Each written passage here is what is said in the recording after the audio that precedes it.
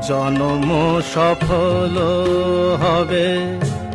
বধুয়ার ঘরে আজ শরমের আড়ালেতে দেখা যাবে ফুল সাজ নিশিরাতে বিরহের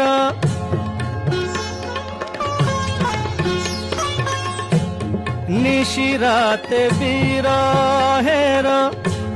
বাঁশিও রেখে বাজায় ভালোবেসে কেন বধূ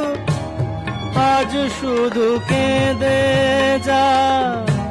সেধে সেধে কেন তুমি মরণ নিলে কত কি রয়েছে